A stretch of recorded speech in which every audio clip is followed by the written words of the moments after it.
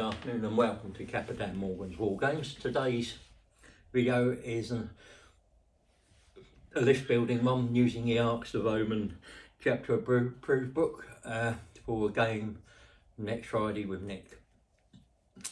I've sent Nick my list already because I know he won't be tailored to my list, but it always gives him a heads up, so there's no nasty surprises on the day. And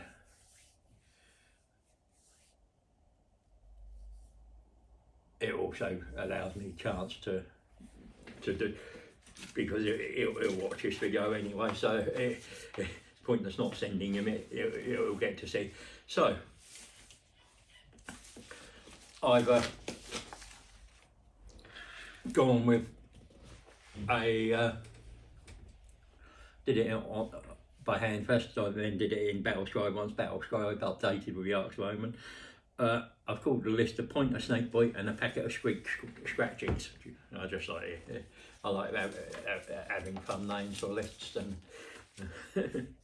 so it's an Arks of Omen detachment, 2,000 points, and I'm using 4 CP for 2 warlord traits and 2 relics.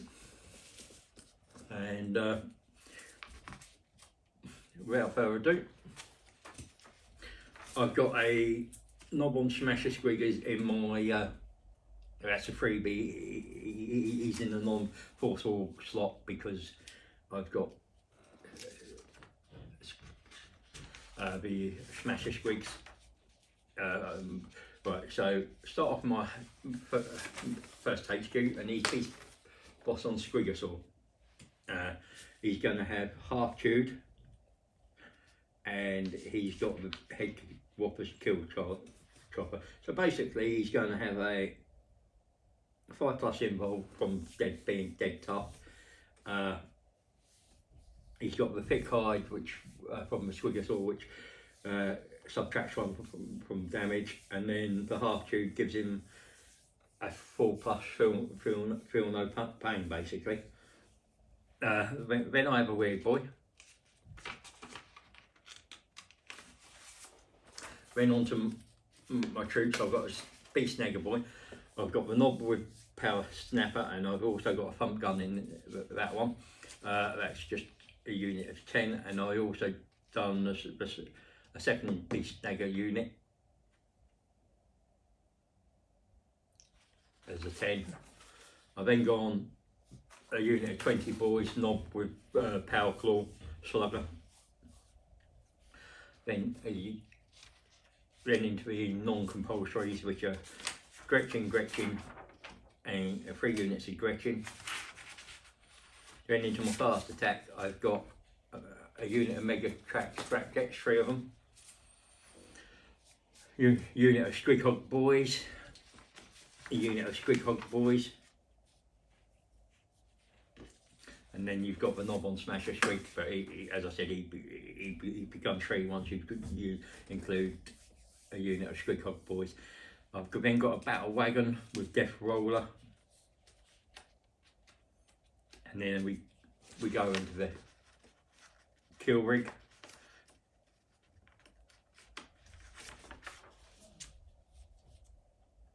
And the first one's got a Squig hide tyres, and he's got Raw Mork, Spirit of Gork, all the bits on there. And then I've got a second kill rig because I love kill rigs. And that one's got Beast Scent and Biting Jaws.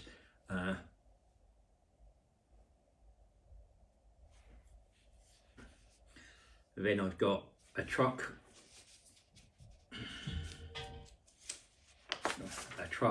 And a truck.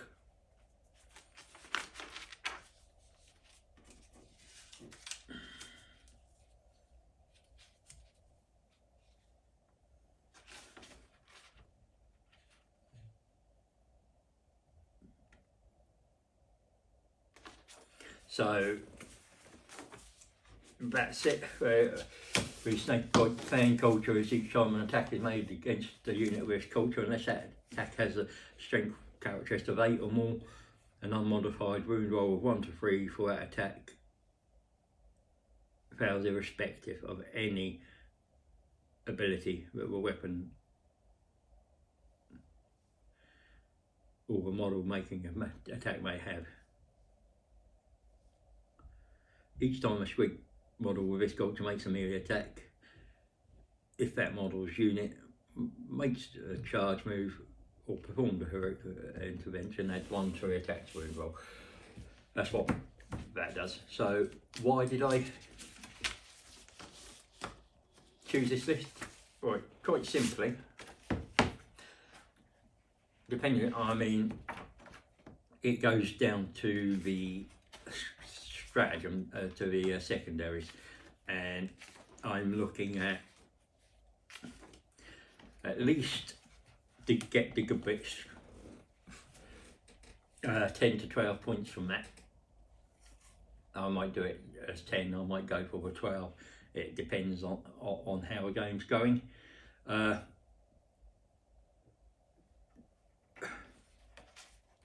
then possibly Green Tide.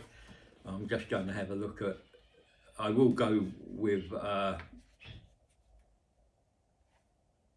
probably no prisoners, because it depends what Nick does. And then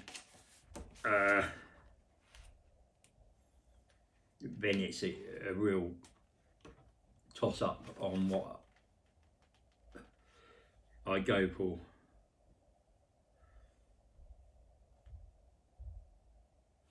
Do I go for Warp Ritual, do I go Psychic Interrogation, or do I go Green Tide? I'll possibly try Green Tide out this one. I think I've got the body count to do it.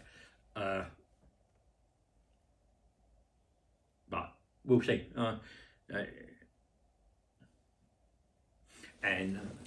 Nick, it is the secondaries Nick's beat me on recently, and that's because I haven't built lists around secondaries. I've not bothered, because we're only playing each other, and I normally only do it if I'm building a list for tournaments or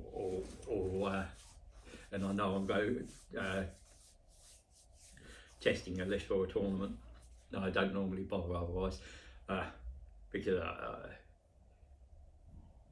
it makes the games between me and Nick become a little bit dull and boring and predictable, because I'm building to win the game. Whereas if I just build a list and then go for the secondaries that I can off that, it gives a bit of variation, and I might win, I might lose, and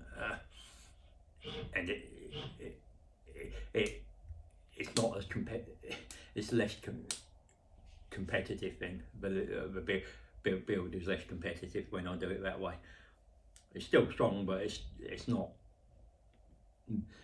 necessarily going to win the game for me. It'll make it tight and hard. So that's why I've done it. I'd like your thoughts and opinions on that.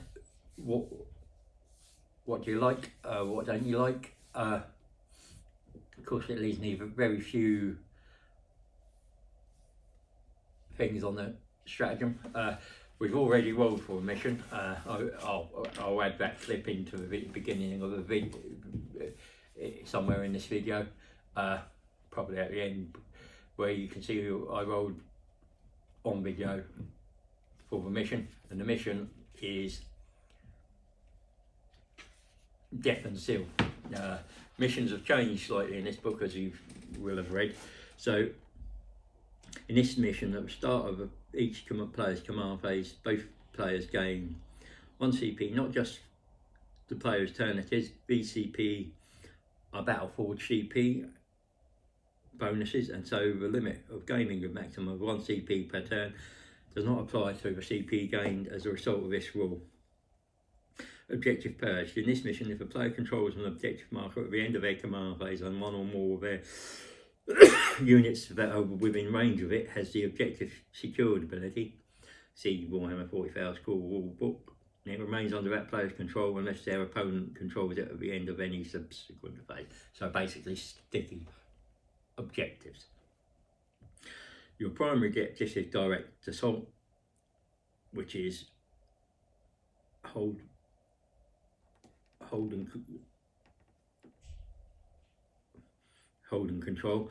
At the end of each player's command phase, the player whose turn it is 4 victory points per for holding 1, 4 another 4 for holding 2, and another 4 if you hold more than your opponent.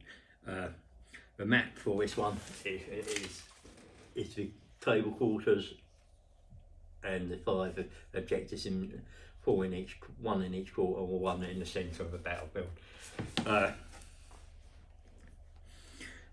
In the 5th battle round, players just turn score TP at the end of their command phase as described above for each of the above conditions they satisfy. And the player who has second turn scores it at the end of a turn as described above for each of the above conditions they satisfy. So there's no change here, they've just put it within the mission, and so it's easier to read. And then the secondary is at the end of each player's turn, the player whose turn it is scores 2 victory points if they satisfy one of the following conditions, or 3 victory points if they satisfy both of the following conditions. They control every objective marker on the battlefield, or they control at least one objective marker they did not control at the start of their turn. You score 2 points. They destroyed at least one enemy unit that was within range of an objective marker at the start of their turn. So that's 2. So if you can do both of those, you score 3, which will be and they go with the primary, so at 7 points per one. So if you can score 7 for the first 3 rounds, that's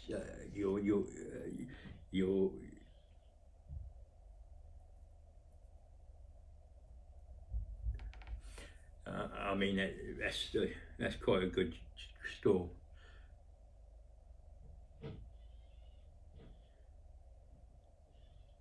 Four rounds of 4, 16.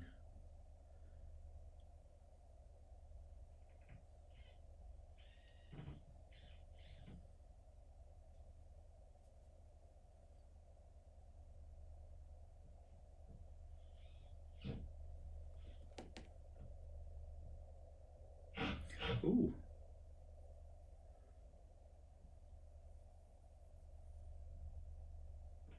Four, 8, 16.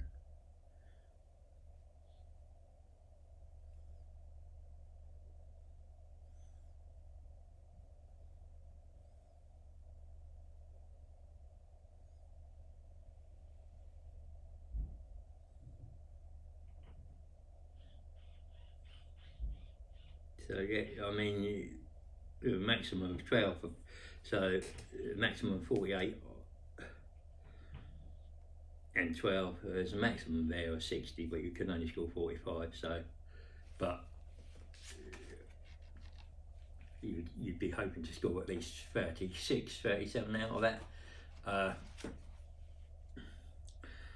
It's going to be brutal because it's table quarters, and I'll be interested to see what Nick does with his list. But that's it, really. So I've looked at the secondaries available to me. I've looked at the Arks of Omen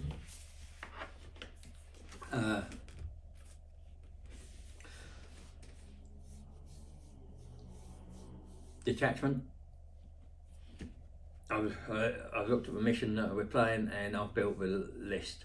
I've no idea who, and the list is built to take on any other list.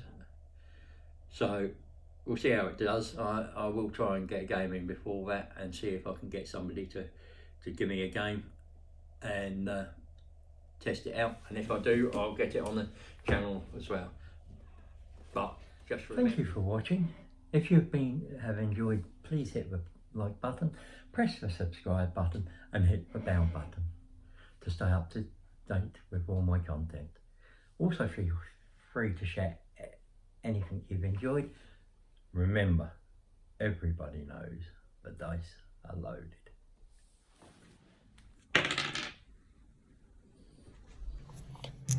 Black is 10s, orange is units. 32 is the mission, Nick.